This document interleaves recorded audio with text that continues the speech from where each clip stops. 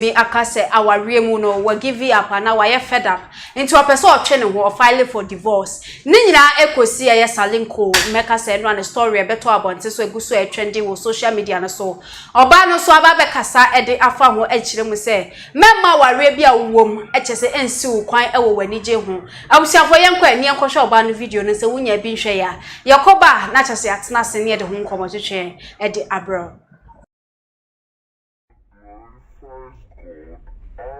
Marry or we didn't marry, whether we find love or we didn't find love, whether we have all the things, all the good things in this life or we didn't have it, whether we have kids or not, we are going to be happy. Don't let the things of this world stop you from being happy. Don't let the things of this world depress you. Don't let anybody use anything in this world to make you feel like you are not good enough. It's just material things. All these things can be lost. Kids can die before you grow up. You can lose your house, you can lose your money, you can lose even yourself, your health can deteriorate, you can even lose your life. Don't let anything in this world stop you from being happy. Make every moment of your life the best. Be happy. Be a good person in this life. Give your best to people, give your love to people. If they don't appreciate it, step back and make yourself happy. Stop letting things frustrate you. Be happy. Cheer up. Why? Me and my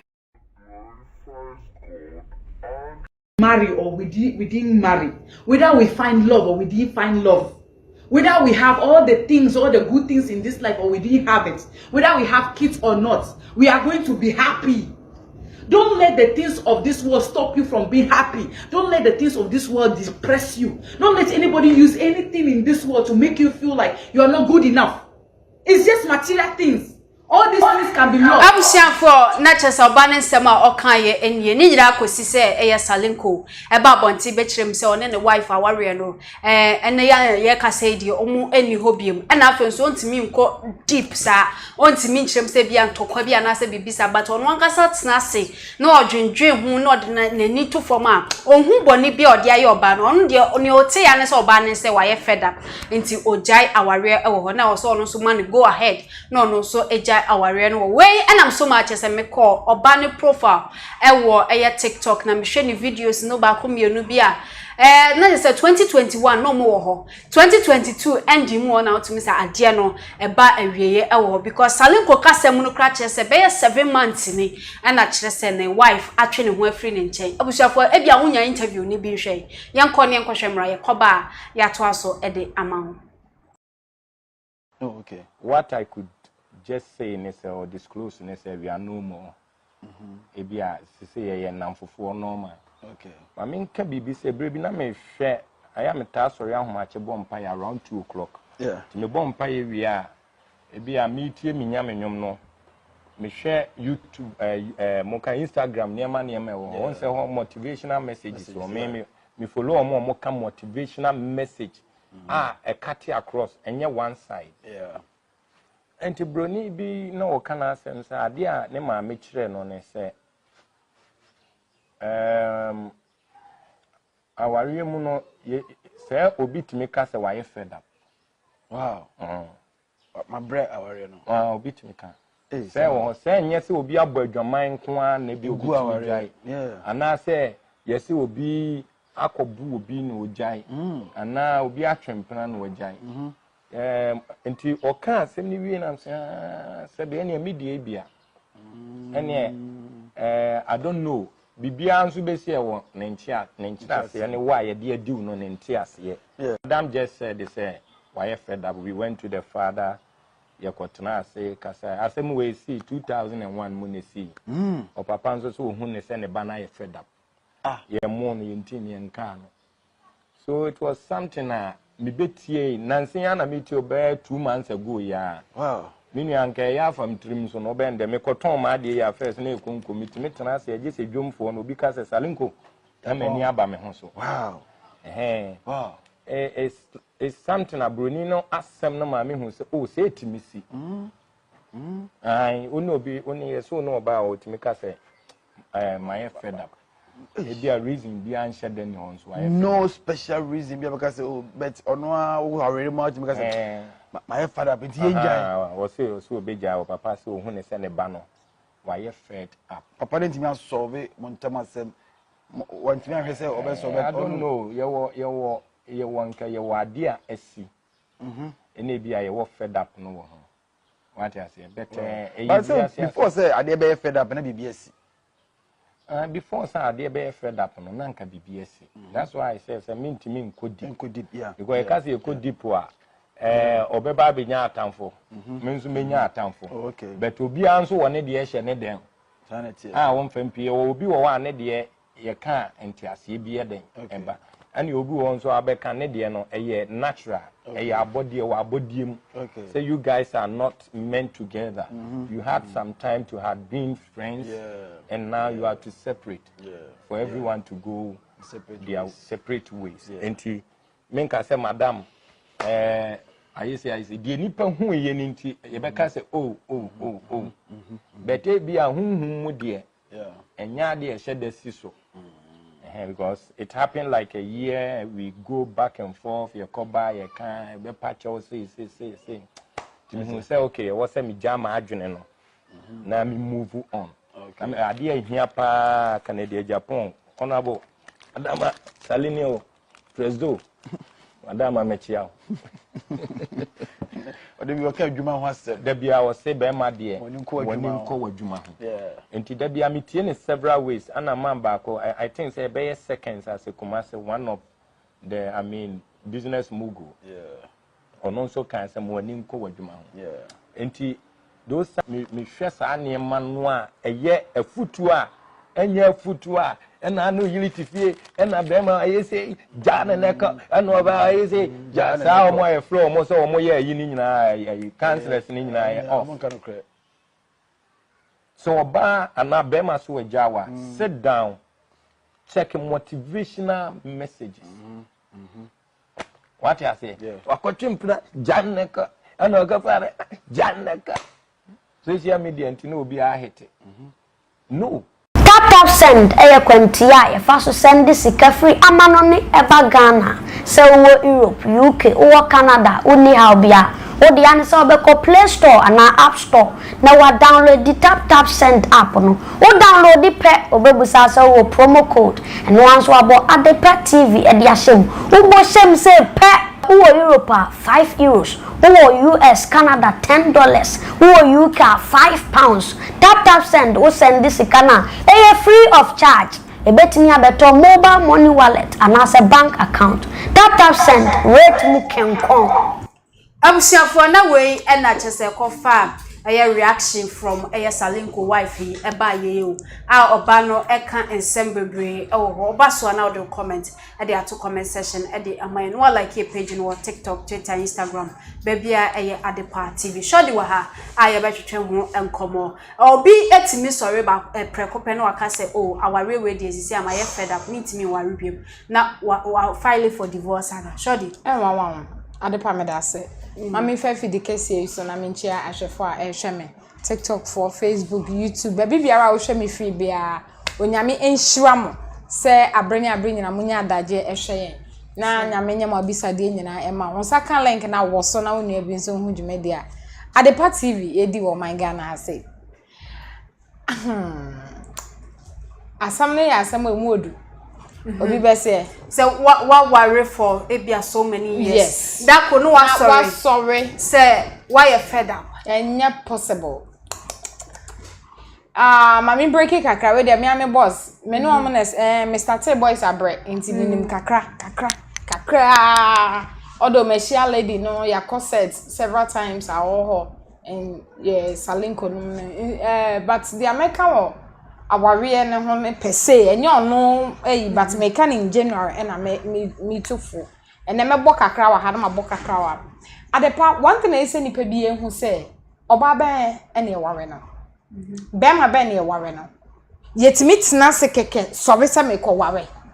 ana me hu oba yi me hwe so de we ana tu sisi se man chena ware ne ntem a anhwa Isaac be ba be che no nti se me bon wode ana enso ne hu so ye kura na wo try emema ni bi wo asa no mote emema ni bebre enhwe wo mo so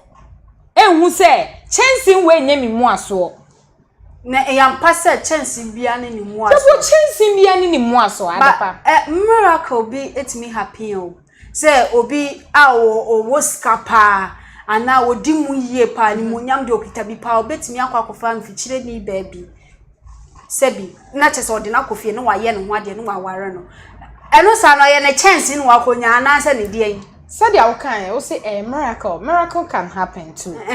and a banner aware a maturity wunyi ya ye ware e adwen and e de ware because adwen munyini because obo wanyini wo ye pani but adwen yes ye wo two type ye wo bo ha wanyi o adwen but onim nyansa bebre onim nindie bia ba when aware banner aware yep enti me kan na me toa so a yen hwe say eye lady a watna se keke just a minute was say unya me hwe but meanwhile I'm fed up with them. I just want to break up. No. Bibi wo ho. Adepa. Ewiase mo no obi nsori preko pe emponesi o. Ese se hu say ansa na obi be sorry so be ponesi no na sebe bibi wo ne sene so. Enye tra kwase lady ti ho and o sorry ya say wa sorry ka. Yen hwe say eye Salinko. Salinko amfa ne so ne yere. Oh yeah. Adepa dent na o say oba ne ho ofesi Salinko na say den tie ye waware bi wo ho a ye ware o wonsa wo hwe Salinko ye calm lady ni so ye calm but the lady ye classy lady ni wo soro what I say wonsa ye wo bi ye wo mame ye say free A ni akobi ye ko C D you know inti say wo measure esesa wo hwe wo so ne wo ba but enem mema bebre na enhwe sa because of omun benya dibre bia one of two bia we no difference be na wom Salinko ne na yere no se oba ne kita color body ne wo fe another but okay school come lady school come no lady ni wanim sin Salinko no let me learn you understand what I'm trying to the point eba ni school come lady ni wanim esen Salinko and afin so adepa enyo baby na sabe eye wo so na wodi o and one thing I me hu ni say Salinko won say Satan Salinko is a star obia boje no nti oba approaching ni bia no the lady is easily to give herself to the lady Salinko nti to me no me own ebia kakra me opinion na me share ene say ekọ mama ene mema ne say e ma ya mpre ya ho meka say we ye start me ware no because stardom ne betimi aba form at any time because when was the last time I watched Salinko when was the last time I watched Salinko no I'm those times Salinko movie and utinesa be sincere to yourself ekọ from Bastille yes enti make say a money bebre worry because of fame. The brebia obema ne wo, the brebia wo ba ne wo. Inti after all, me show the way a Salinko so peme. And me so me and oba ne si twasini. Also oba ne be twasini. On na dey oba ne bem. Ano mo share o set. But your set me say lady ni twa bi. Ebo ha ye twa ye de nche bia na later wa ba later. Na wa be twa ne de. Inti aho ne de me nim me nye two mint me nko deep sa bakakra tami etwa boys abena minim na me explaining enti me kana makane say e man ni bebre worry because of dibre bia obema na wo ba ne wo or worry because of ne star na wo hwe de we a crofo budget no din no one ade nti no abeba ntafe or worry wie no obekom no o hwe one or two bia say or expect ya wonya na fe or drop it back ebi ene mami we ene me because a money be how they demand for a lot you want money bebre adepa wo share the way we stand into officer from it hoda ene to we mame me here born straight me here way me here Mongolia hair me here nti afa be ye ayi a me nkase sa na lady ne but eya sama me ka de etu ye nyina ye ho fo nti dia meka kira oba ne say me so betena bonten so na ka say my break it without a yam bibi wo ho adepa obi ani wo ti fa osempa kodo be ma yi hwawo o ma wo ho nkire wo ye bibia ma wade na beba obeka se meja ya wa na se Salinko nso ka se bia ono oba no wan nya ne hwe so in anone speech no say oba ne nya ne hwe enye se wafa na chi oba na wo ho eno se wajaya wa and oba na me si would do ya say me si lady ni who say oboa onti mi ga say hwe ni ho no an wajai bibi wo ho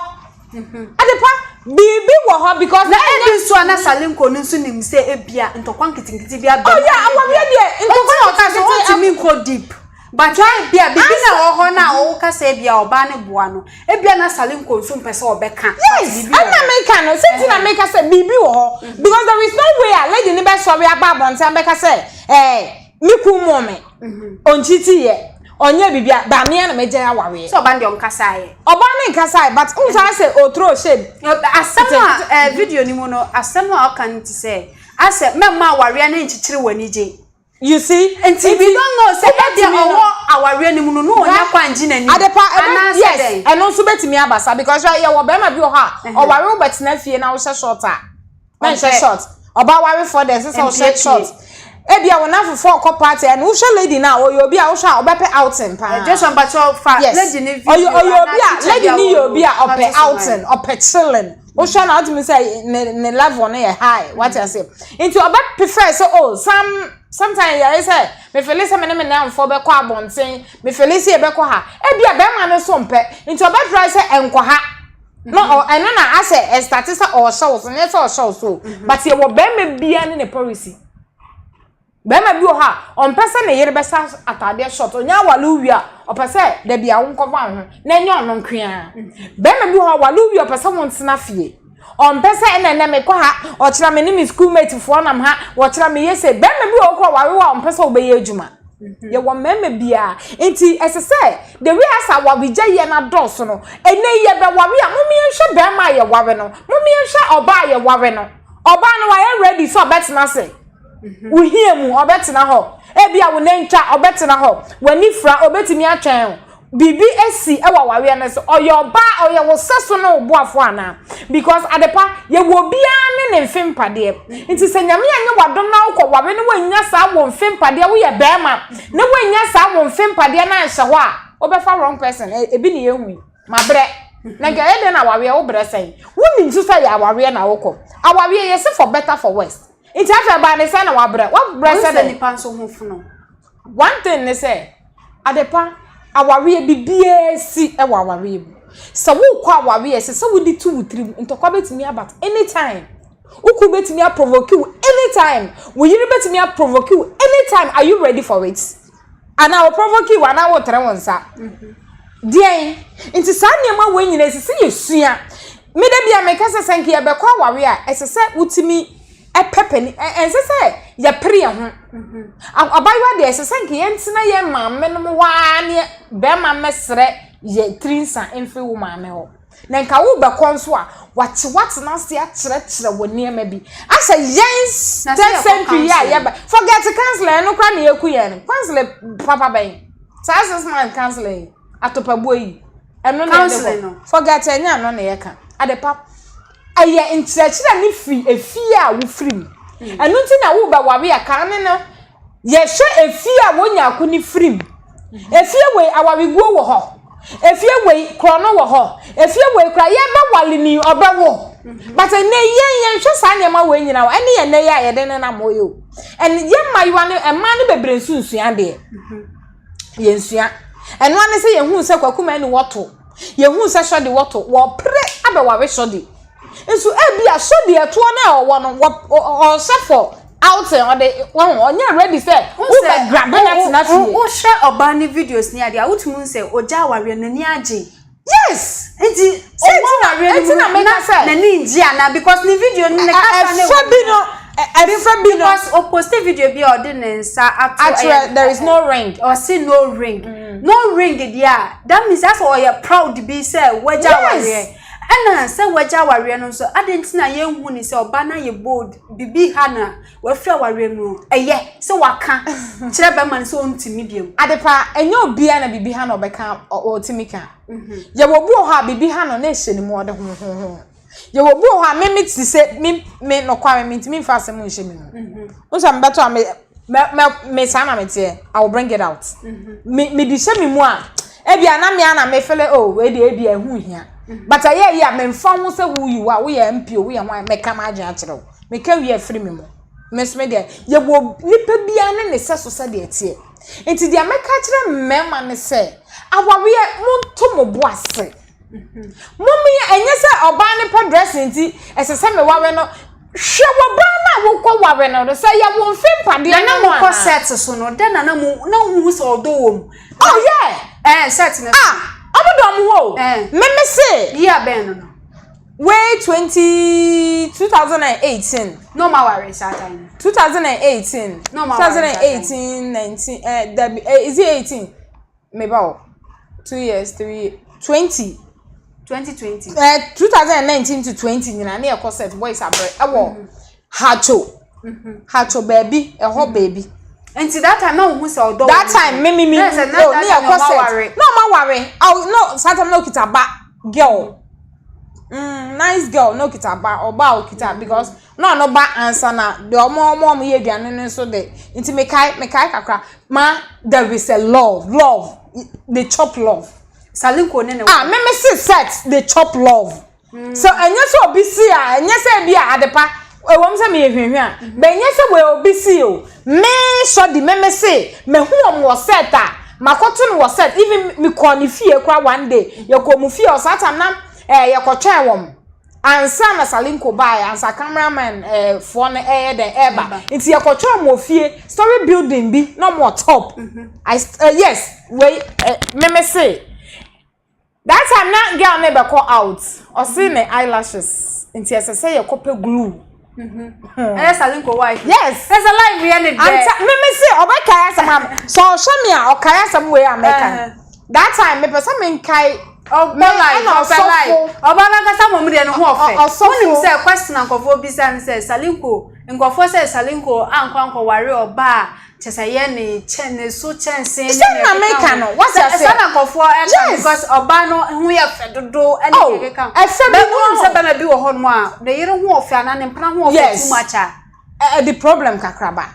ye wo bibi sa wo ho but I no interest me nkasa wo mo ho ofe no eni suban ana say bibi sa but as I say you to your boss wa we hunipa wo ko ware no adepa si ye hu sa niam we ya awobija ye ware because o tie ni statement I say oh you so happy say waja ya ware na sen tama wa ware emma wo ma emma na nchire say wo ware no wani ji sort na ho so you see that time so na emma wo mo e na na ni ji o oba Saturday we on be fem fam mo ho on be kizikizom because na ne na fofo ba ko ge bi o woto kakra oh adepa just say they were happy ye happy obi nkan cho say omo ko me hu so omo ko da bia na omo ye happy nti afia ba ne sen nti lady ni ntimi ntina sen ka say memete ho no hwe ha me no bibi ho ese say de omo Salinko kra say na se oba ma no me kire oba no papa ka say ne ba ne say waye fed up omo entwitwa niam so and papa no guy no ye interview ni bisa Salinko say nti wa se oba ma na ntimi anye say e bia problem bi na wo mu ntam oba solve ya na o se ne ba na ka so waye fed up ne de yes so oba ka say why fed up I just let the person go because one yes the party obey bia ye nasty e ade a obetre wonsa oba ka kire wa we ne say I'm fed up in fact let's break up I'm tired I don't want to be in the relationship again let the person go don't be with that person and say ade pa ansha wo be ma watre wonsa because odo one thing that say ye hu ni say odo nso sa ade pa odo sa na to other panso yes iti nipa bia fatu utrim iti ensobe preko pa enkokasa wo ware awawe na wo kono fa kwa awrade anim esemesive we na mehu awrade someda ye so ye memfem pade na mpa se wo se ye yemfem pade na wo yi ya wo de bo na mesra awrade se sam fem pade na kire me enti sa ye be ko wrong da bia mama kai asem bia last madam fu be ka kire me say oko sofo bi asori sofo na ka che ne se obenya bema bi e wo na kwan mo sa bema no onya botre no ne ntenase no on na ye ne mfempade wonim se e ba san bema bi dinkan ba na kwan no nim se sa bema na enu nti na wanhwe ya ye mistake no onim se ye sa bema na amasia me no ka se relationship na say nso na enye ono a nso ko ne bu ase ana nko ti ebi se Awurade a ko behu se enye ono a ya pre wawawe mu adepa ya pre wawawe mu ema bebre hu se obi ye star ana obi edimu a wo pre metumi aka so mu mienu nyina mo pre wawawe nim because of Abias that time because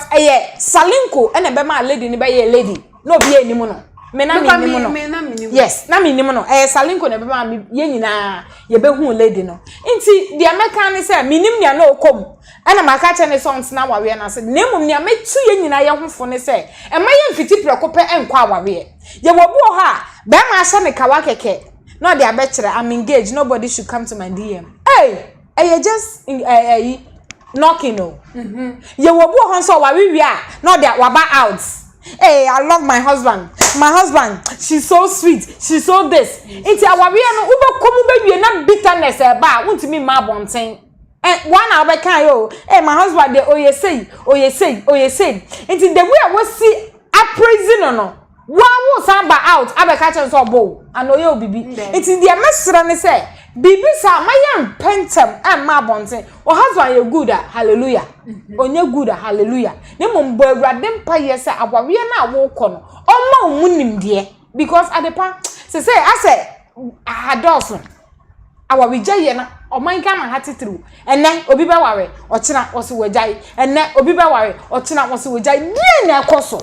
Bibi, because that is a problem. Yes, we have to find a solution because that time be boom man. Ebi kunkumom. Ebi mu boom man. Into obon so hunt now so obono. Into was so ojai. And ojai onya boni. Ana. Anda boni nim. So what's raining sa e won so a. Enu de bia me ka say me obema o ma komede me.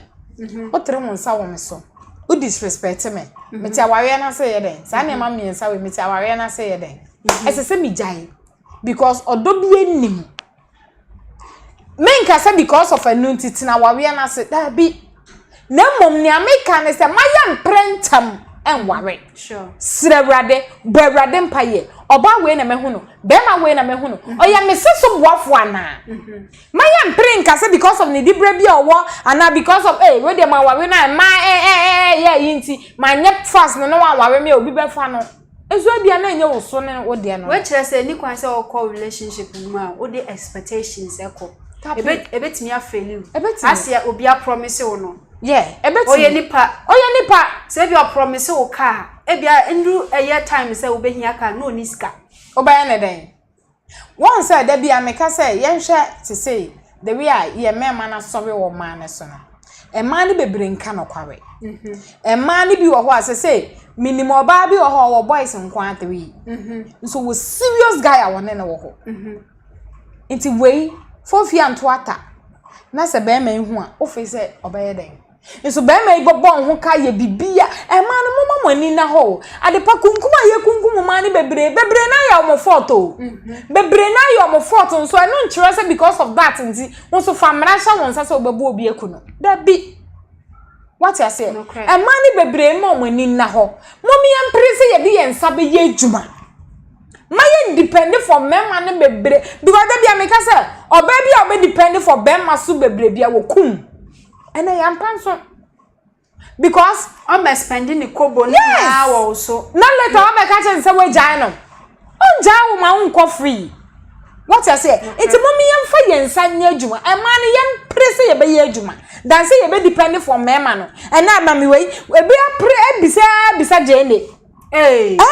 Koju papa jene ni won chin kra ye je nchin 20 mo kan say 2 cedis ne 1 cedi no oba bi bisa iti we no o fe say die na beba die mpa no beba obeja o free iti man me sra mo ani die mu mo mama ni na ho e mema no so mo mpre wa wawe mu mo nto mo bo ase na ma wo fefo no kra fe say ya wo And ka say bia because of me time utwam oba bi otimi ka say na me na fofo nyina aware intimi so se me ware obi hwa saade no ba so de yebesa so aba ho awusiafo tap send adwumako bia wo Europe Canada and I say US so send this guy e de abagana wo de famomu account and I say bank account but more than ko Play Store and App Store ne download the tap send app no o download we be bisa so promo code and one so about the Party TV e de asha about the Party TV show we are wo Europe ye becho €5 so Canada and I say US so becho $10 UK £5 because no use tap send app no fedu djuma nyina e wo hono mo efa emaye ye go so live e wo YouTube ti fa comment photo comment section efa emaye e wo hono mo shodi na o ka bibi about age no fa to asoma ye na ye fa djuma de no embrawe ye adepa de ameka kire emma ne se mommy empress ye beje djuma sure because and I mention age no so say e bia me time etwem adepa say yes I be wrong no cre en ka say bia menya 30 years menya 40 years inti me de memre etwam minimum bia wonya 50 years afensa ya wawe na ye ne wedding na kasa 2 ayen engagement ayen no ayen ne fia wawe asa ye no ye kan say white inti me sramo mommy embre ye ho ye mra fom Emeye mprim ye ho se obi a wawe me na fofo nyina wawe nti me so se me wawe nti obemma bi wo ho a o hwe the way a wo ho se emma ni bebraye desperate e wa wawe nti bemma na oba o de wawe na eba I'm telling you me worry not because you want to me worry wo say ya wawe na ye pre ba ye to ye boase ni ye ni bri ye djuma ye wa o mo wani bri djuma bemma no kra adepa me si adjuma bubu me so no me kwa me nyata mama bemma o just get yourself busy. Wo free ha wo ye adwuma wo nya time kra ma ba ma. Enti be ma no wo ba kra obeko. Till time wo be kasa oh as for now I'm ready to settle. But no yes. All right. So the bidda say abusiafo me gidi so bia afa abaka kra wo e de ato eye ni chim e wo ho ye nyine de be boy bra. Salinko na afi so ye na yere de na da so e na ye ka. O china obi nim ne ebeba e wo ho no ebi mu se ne chance na okofa enye ne chance okọ no nkohwehwe eye ne chance na oba no enye ne so ba eno no abusiafo ewo mu se oba ne per life se ne ehunu ene na djuma no oye no so ka ho yen ka ne ehunu because oye beautician oye makeup artist wasan so ebotre eye bibia ebi nti no ahu meka se obefa ne ho ano de ye den ya obefa ho ene kala nso de o hwe se besi oh yeah yankasa umwawe a eno je se wase ana ni body na eto ana ne nufu ni ntia na bi mu se wan kofa ne chance ni now adepa tie yankasa e bia ye body na grandpa oda mi bo fani se mi person ka mi for obi susu fani se e bia Lewen also penana mama brown then na ne chance ye kan me pen obi like Vivian Joe that be won say adepa ye kasa word na Cardi B yes wo the Vanessa Lewen also me pe Cardi B how then na possible how anya ne chance how possible abusiafo for comment section for my sanso na abaso no subscribe no like page no TikTok Twitter Instagram Facebook ni nyina ye Adepa TV YouTube no ye streaming live na wo share no subscribe e de amaye subscribe button no aboso se na be videos bi a eba bon TV abenya bi ahwe e wo ho me ne shodi na di nkomo twetwen we e de abro me di e miss ama Adepa be sanso e share biom ye producers on boy chidom e Joshua na afeso e tuo aha ne de mo esi yakramo